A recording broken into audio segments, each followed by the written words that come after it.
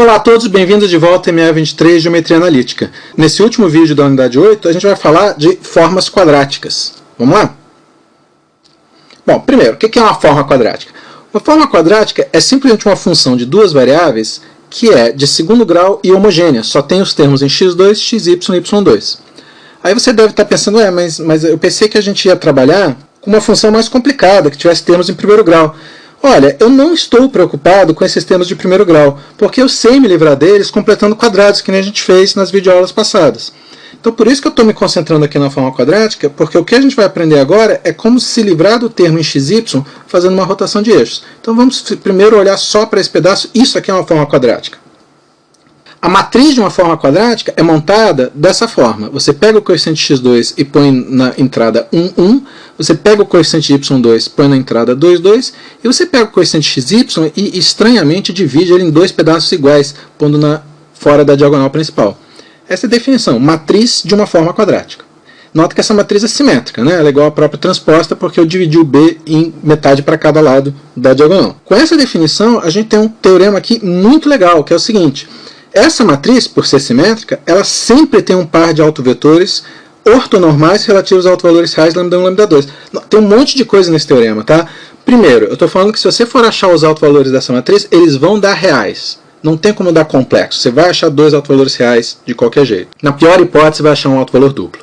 Segundo, cada autovalor desses vai dar um autovetor. Bom, isso sempre acontece. Mas mais ainda, os autovetores que você encontrar podem ser escolhidos de maneira que eles sejam ortogonais um ao outro. Então um deles vai ser cosseno θ seno θ, por assim dizer. O outro vai ser o girado do primeiro de 90 graus. Vai ser menos seno θ cosseno θ. Puxa, isso é incrível, né? Mas mais ainda, parece aquela propaganda de faca Ginzu. E tem mais. Se você escolher um sistema de eixos OX barra Y barra, usando os eixos nas direções 1 e o 2, que você achou aqui em cima, ou seja, fazendo um ângulo θ com os eixos antigos, e agora fizer a conversão, botar o x e o y em função de x barra y barra via rotação de eixos, substituir tudo aqui nessa forma quadrática, escrever a forma quadrática em função das novas coordenadas, a nova forma quadrática vai ficar muito mais simples. Ela não tem aquele termo misto em x barra vezes y barra. Mais ainda, tá? Os coeficientes novos são exatamente os autovalores lambda 1 e lambda 2 que você achou lá em cima. Que beleza isso aqui. Então, isso mostra um jeito de você se livrar do termo em xy. Já imaginou que isso vai resolver o problema todo, né? Se livrando do termo em xy, você vai ter uma nova equação de segundo grau nas coordenadas novas, que você vai conseguir completar quadrados e descobrir se é parábola, hipérbole, você vai descobrir os focos, você vai descobrir assíntota se for hipérbole, você vai descobrir todos os elementos da sua cônica nas coordenadas x barra e y barra.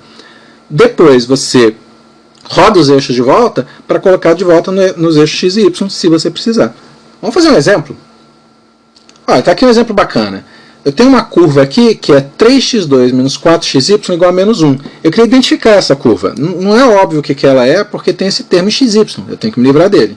Bom, acha o sistema de coordenadas x barra e y barra que faz essa equação ser reescrita e ficar mais bonitinha para identificar essa curva. Se você quiser, pausa o vídeo. Eu espero um bom tempo, que tem bastante conta para fazer aqui. Vai lá. Quer uma dica? Escreve a matriz da forma quadrática, depois acha os autovalores, depois acha os autovetores, depois faz a transferência para o novo sistema. Eu espero mais um pouquinho, pausa de novo se você quiser.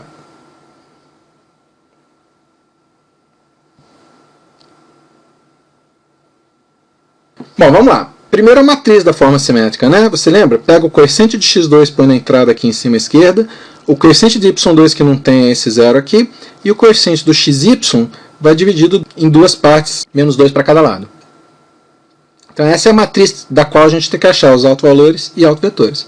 Achar os autovalores, você sabe, né? Lambda ao quadrado, vê o traço é 3, o determinante, faz a conta aqui, é menos 4, igual a zero. Resolve essa quadrática, lambda igual a menos 1 ou lambda igual a 4. Esses são os autovalores.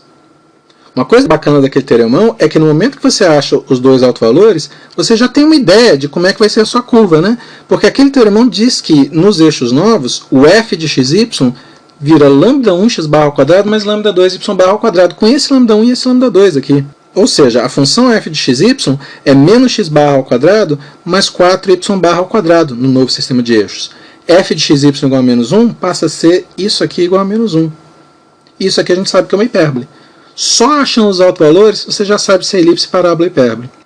Agora, se você quiser achar a direção dos eixos novos x barra e y barra, você vai ter que achar os autovetores. Vamos fazer isso? Bom, para achar o primeiro autovetor, vou usar lambda 1 igual a menos 1, então eu vou fazer a menos lambda i, ou seja, a mais i. Essa conta dá 4 menos 2, menos 2, 1. Aqui, somei 1 na diagonal, mantive os outros, né? Lembra que o objetivo é resolver isso vezes o vetor v igual a 0, 0. Com prática, você consegue fazer isso de cabeça, né? Olha aqui, é 4x menos 2y igual a 0. A segunda equação, se você não errou conta, tem que ser equivalente à primeira, porque o sistema tem que ser indeterminado. Ambas as equações dizem que y é igual a 2x. Ou seja, o primeiro autovetor V1, y igual a 2x, eu vou escolher x igual a 1 e y igual a 2. Se você quiser um autovetor unitário, para ficar naquela forma cosseno θ, seno θ, divide isso aqui pela norma do próprio vetor, vai ficar 1 sobre raiz de 5, 2 sobre raiz de 5. O cosseno de θ é 1 sobre raiz de 5, o seno de θ é 2 sobre raiz de 5. O θ é o arco cosseno de raiz de 5 sobre 5. Esse é o primeiro autovetor da direção do eixo x barra novo. Para achar o segundo autovetor, não precisa fazer milhares de contas, porque você já sabe pelo teoremão também que ele é ortogonal ao U1. Então basta girar de 90 graus. O U2 é menos 2 sobre raiz de 5, 1 sobre raiz de 5. Está aqui as direções dos eixos da sua hipérbole. Vamos resumir isso no próximo slide? Está aqui, eu achei o primeiro autovetor, o segundo autovetor e a equação da nossa curva no sistema novo x barra e y barra que tem a direção desses dois vetores. Então a curva é uma hipérbole com a igual a 1, b igual a meio, né? Porque você tem que pensar isso aqui como y barra sobre meio ao quadrado, e o c você pode calcular a raiz de A2 mais B2 igual a raiz de 5 sobre 2. Todos os elementos da hipérbole estão aqui calculados.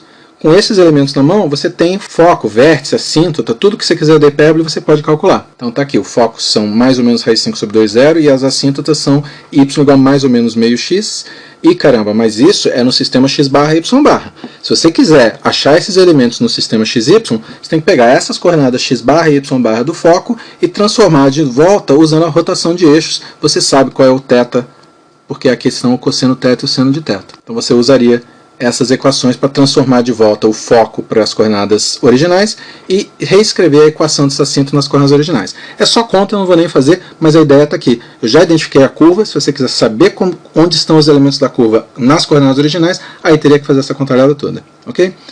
Bom, isso termina a unidade 8. Na unidade 9, a gente vai começar a falar de transformações do plano no plano, especialmente transformações lineares. Até lá!